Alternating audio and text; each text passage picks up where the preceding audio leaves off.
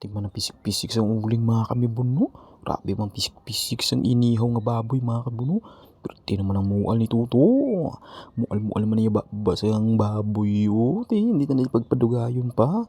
Introhon ta na dayon. Yes ah!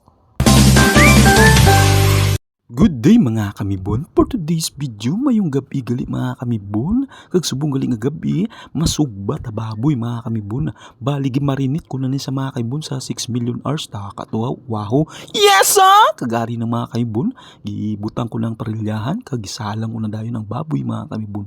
Grabe pisik-pisik mga kamibon no. Dubuhi pa maniguro eh. Giho pa oh. Yes ah! Grabe na patisoy pag-iistuto ya. Kagari ng mga kamibon. Kaya puyaban ta ni mga kamibon.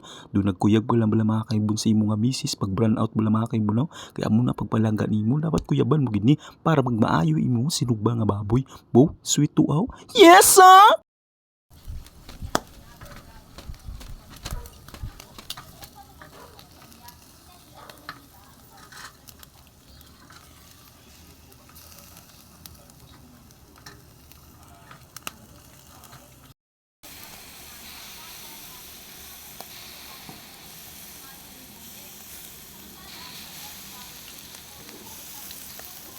Ari na ang atong nga sinugba nga baboy mga kaibon.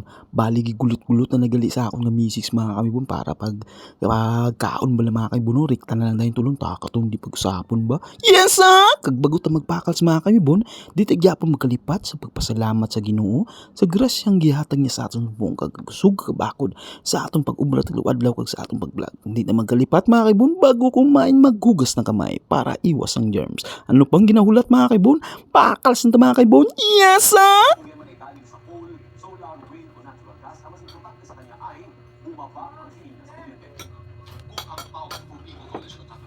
Mas pabor sa mga consumer kung renewable energy ang iling supply ng mineral o electric cooperatives dahil mas mura na Goods guys sa sinugba nga baboy mga kaibon.